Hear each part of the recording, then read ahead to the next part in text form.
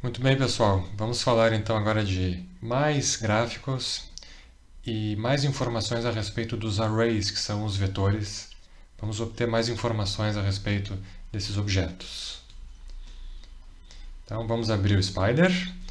Então, os vetores são mais versáteis do que listas, como a gente já comentou, então vamos ver um pouco dessa versatilidade nessa aula. Para usar vetores, a gente sempre precisa importar o pacote NumPy. Então vou importar NumPy e vou usar como apelido np, como é usual. Vamos fazer o seguinte, eu vou escrever uma variável n que vai receber alguma entrada do usuário, uma entrada inteira. Então vou usar o comando input e daí eu peço para ele me dizer o número de termos.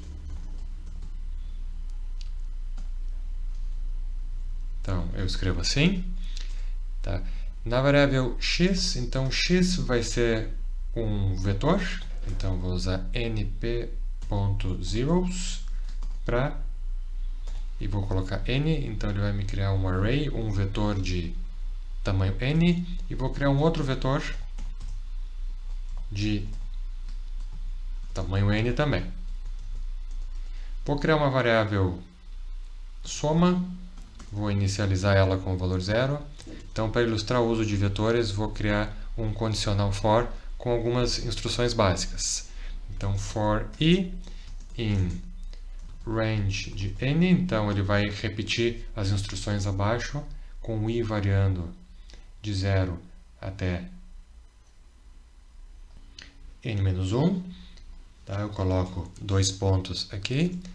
Eu vou dizer o seguinte, que a iésima entrada de x vai receber um valor em ponto flutuante, um valor que vai me ser dado pelo usuário, então vou colocar aqui input, e eu digo que x é igual a, então ele vai me dar a entrada. O valor de y, eu decidi que eu quero que ele seja construído a partir do valor de x que foi dado, e digamos que ele vai ser 3 vezes o iésimo valor de x, por exemplo. E a minha variável soma aqui, eu vou acumular a soma dessas informações. Então, soma vai receber soma mais a iésima entrada de x, mais a iésima entrada de y. E esse é o fim do meu condicional for. Então, aqui embaixo eu vou imprimir o resultado. Então, soma das coordenadas de x e y igual, coloco soma. Então, vamos ver o que esse programa faz. Então, eu vou executar. Número de termos, então aqui eu vou para o console, número de termos, digamos, 4. Eu vou dar um valor de x 1, 10, 5, 6. Então, a soma das coordenadas de x e y, então, é 88. O que é esse 88? Ele é... O x são estes valores aqui, e a estes valores eu tenho que somar 3 vezes esses valores, porque foi a minha escolha de construção da variável y. Então, eu tenho esse procedimento, atuando sobre vetores. Agora, em termos das conveniências de vetores, que tipo de funcionalidade pronta eu tenho com respeito a uns certos vetores que foram dados? Então, por exemplo, eu vou escrever aqui print, eu tenho um procedimento que me dá pronto a soma dos elementos de x. Então, posso escrever aqui, soma dos elementos de x, quanto vale isso? Então, o que eu escrevo aqui é x.sum. Então, ele vai somar os termos de x. Sem um procedimento pronto desses, eu teria que usar algum tipo de condicional for e somar termo por termo numa variável e obter a resposta. Mas o pacote NumPy ele já me dá esse tipo de procedimento pronto, então é uma economia. Que outro tipo de coisa eu também já tenho pronto? Posso escrever aqui print média dos elementos de x. Então, qual seria o comando? Eu mostro aqui, eu quero x.min. Então, é a média dos elementos de x. Eu também tenho o desvio padrão. de x. Então, agora eu coloco aqui x.std, de Standard Deviation. Então, eu tenho isso pronto. Eu também tenho, se eu quiser saber o valor mínimo de x, então, x.min. Se eu quiser saber o valor máximo, x.max. Se eu quiser saber a posição que contém o menor valor de x, então eu coloco aqui posição do menor valor de x. Daí eu coloco aqui x.argmin, então essa aqui, função bastante útil, posição do maior valor de x, x.argmax. Então, vamos executar esse simples programa para ver o que eu tenho como resposta aqui. Deixa eu limpar a tela. Então, vou executar. Então, aqui, bom, vou repetir isso daqui então de novo. 3 termos, 10, 5, 12. Aqui a soma das coordenadas de x e y, soma dos elementos, média, desvio padrão, valor mínimo, valor máximo, posição do menor valor de x, posição do maior valor de x. Tá? Eu posso imprimir x aqui para fazer alguma conferência. Tá? Então, tudo funciona de acordo. Outra coisa que também é simples de fazer com arrays é, se eu tenho dois vetores e eu quiser somar dois vetores, eu posso colocar isso numa variável, então x mais y. Então, soma de listas usuais não é tão simples, mas aqui, como são elementos que são arrays, eu posso somar eles e eu posso imprimir essa soma. E está aqui o meu vetor resultante. Vamos falar agora de mais funcionalidades de gráficos. Então, algumas informações extras. Então, com respeito ao que nós precisamos, eu vou importar o pacote para fazer gráficos, que é o matplotlib.pyplot. Para não escrever tudo isso, eu vou escrever um apelido, gr, então. E aqui uma outra maneira de se importar funções, digamos que eu não queira importar o pacote inteiro, mas quero importar só algumas funções de um pacote.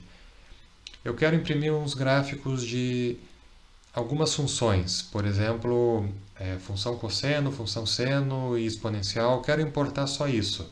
Então, para não importar o pacote mat todo, eu poderia importar então só algumas coisas, então eu posso escrever assim, from mat import, e daí o nome das funções que eu tenho interesse que pertencem a esse pacote mat. Eu posso colocar a função seno, posso colocar a função cosseno, posso colocar a função exponencial, digamos.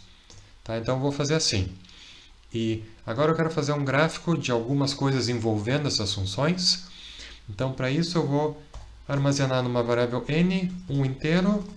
Então, vou colocar input aqui e vou pedir para o usuário o número de pontos a serem plotados. Então, vou escrever assim. E vou criar 3 vetores. Então, como antes eu tenho que inicializar esses vetores, vou inicializar esses vetores com zeros. Tá? Então, é um vetor de comprimento n. Da mesma maneira, vou criar outros dois, y e z. Então, 3 vetores de comprimento n, inicializados todos com zeros. E agora eu vou usar um condicional for de novo, para construir uns gráficos. Então, eu vou fazer o seguinte, for i in range n, então eu vou pegar pontos de 0 até n-1, e na variável x i, eu vou definir o meu domínio, então eu vou escrever ele da seguinte maneira, vou registrar no vetor x vários pontos que são pontos do meu domínio e vão estar eles todos bastante próximos. Eu vou escrever isso desse jeito. Na hora de imprimir o gráfico, a gente explica mais por que escrever desse jeito. Então, i que multiplica 0.1. Então, vou conseguir uma coleção grande de números, talvez, todos bem próximos uns dos outros, e as imagens dos meus gráficos vão ser em cima dessa coleção de pontos no domínio, todos bem próximos uns dos outros. Daí o efeito que vai ter na hora de produzir o gráfico é de uma curva contínua. A gente já vai ver isso. Agora, y de i vai ser alguma função. Digamos que eu queira definir uma função, por exemplo, exponencial de menos 0,5 vezes xi. Então, uma exponencial decrescente. E uma outra função aqui, z de i. Vou pegar, então, o cosseno de x de i mais 2. Então, esse é o meu laço for. E agora eu vou querer fazer o gráfico disso. Como é que eu vou fazer o gráfico? Então, eu vou usar a função plot. Então, gr.plot. O que eu quero imprimir? O x, que é o meu domínio. O y. E eu vou querer colocar, como eu vou imprimir mais de uma curva ao mesmo tempo, então eu vou colocar traço B. Então, o B é a cor da curva, o traço significa uma curva contínua. Eu quero imprimir também x e z. E aqui eu vou colocar que a curva também é contínua e R para indicar que é uma curva de cor vermelha. Então, o B para curva preta, o R para curva vermelha. E eu vou executar e ver o que acontece. Então, aqui ele pede o número de pontos a serem plotados, eu vou colocar 100 pontos. E aqui ele fez o gráfico das duas curvas. Tá, então, uma é exponencial decrescente, azul, e a outra uma curva cosseno deslocada 2 unidades para cima. Tá, então, 2 gráficos. Aqui eu posso colocar também, se eu quiser, um título, né? Então, vou colocar aqui 2 curvas. E aí, se eu executar, ele atualiza o gráfico. Aqui vou colocar de novo 200 pontos, digamos. Então, aqui o título, as 2 curvas. E aqui outros modificadores possíveis. Aqui eu posso trocar o B por G, digamos, daí a curva ficaria verde. Outras coisas que eu posso colocar aqui, eu posso colocar traço, vou colocar um traço OR aqui. Daí, se eu fizer o gráfico, o que acontece? Vou colocar 100 pontos aqui de novo. Então, eu tenho um gráfico em bolas.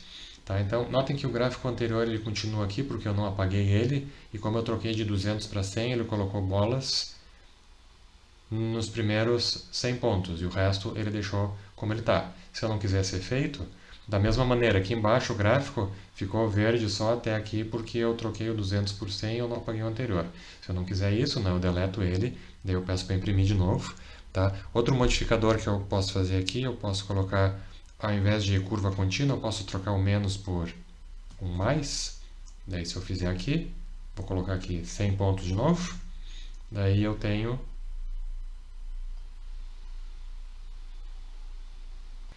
aqui ele deu erro, né? Esse aqui não é um formato válido, não posso colocar mais e O. Então agora eu vou fazer aqui, tentar de novo. Tá, agora sim, o que eu queria. Tá, então o mais egg significa um gráfico vermelho com cruzinhas. E aqui embaixo o gráfico verde de antes. Tá, então na documentação do Python tem várias outras. Eu vou indicar na página Moodle e nos exercícios algumas outras modificações possíveis para vocês terem ideia de mais possibilidades. Vou fechar aqui. Agora, pessoal, vamos falar um pouco de gráficos envolvendo funções estatísticas. Então, vamos voltar para cá. Vou apagar o que a gente não precisa aqui, o NumPy eu preciso. E o que está faltando aqui é importar o pacote Statistics. Então, vou importar aqui, import Statistics. Vou usar um apelido ST. E vou importar mais uma coisa também, from scipy.stats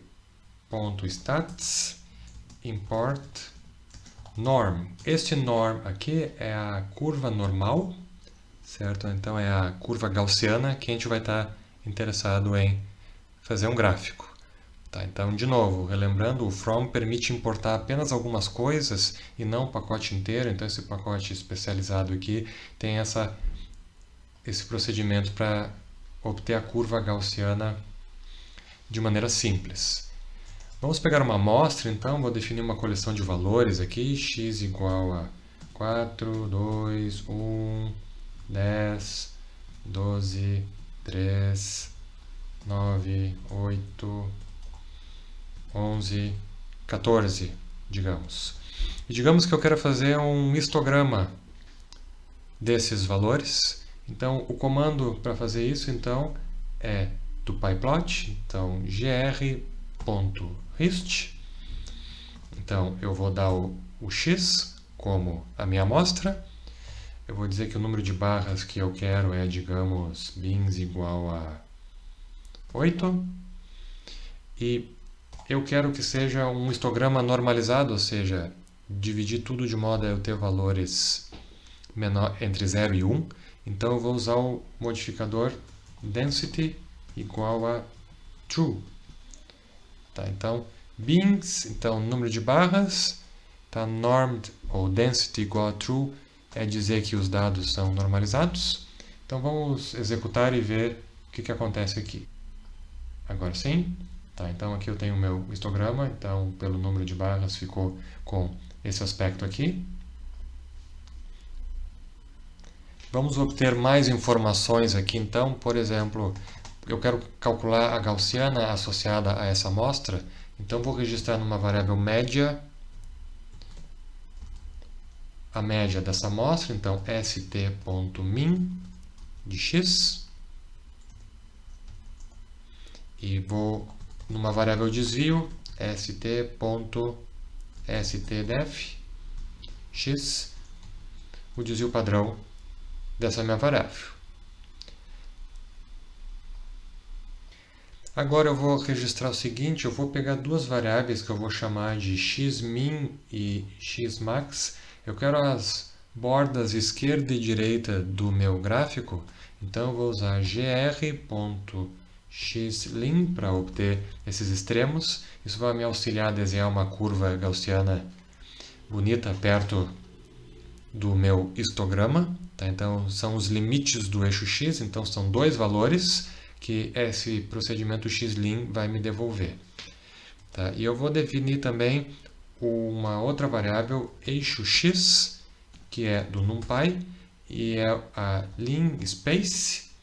Tá? Então isso aqui cria um vetor de valores igualmente espaçados, a quantidade de valores que eu quiser. Então eu vou colocar aqui xmin, xmax, e eu quero 100 valores, digamos. Então eu quero 100 valores igualmente espaçados entre o valor mínimo e o valor máximo do gráfico do histograma que eu imprimi. Então meu objetivo é imprimir o histograma junto com a gaussiana dessa amostra aqui. Agora, para o eixo y, eu vou obter a curva gaussiana, então. Eu vou chamar de eixo y norm.pdf. Tá? Então, norm aqui é o que nós importamos do scipy.stats, e pdf é de probability distribution function. Tá? Então, a função de distribuição de probabilidade. Tá? Então, tem a cdf também, que é a distribuição acumulada. Tá? Então, essa a gente pode discutir depois. Então, para essa função gaussiana aqui, distribuição de probabilidade, eu tenho que fornecer os pontos que eu quero dar no domínio. Então, eles estão no eixo x, são esses pontos igualmente espaçados. Eu vou dar a média e vou dar o desvio para conseguir obter essa curva. Tá, agora a gente tem tudo pronto. Tudo que eu tenho que fazer agora é chamar o plot, gr.plot, eixo x, eixo Y. Então, vamos ver o que acontece aqui. Então, está aqui a curva gaussiana e está aqui a minha, junto com o histograma. Esse histograma, para ficar com um aspecto diferente, eu posso aumentar o número de bins, digamos, vamos aumentar para 10. Vamos ver o que aconteceria. Vou fechar aqui, vou executar de novo. Tá, então, ele muda um pouco. Tá, então, ele tem esse aspecto meio desajeitado, porque a minha amostra ela tem essa maneira, mas, de todos modos, eu tenho a minha gaussiana e o histograma associado a minha amostra. Então, é bastante simples. Então, na segunda parte dessa aula, a gente vai dar uma aplicação de gráficos para informações de uma planilha do Excel e vamos falar daí de box plots.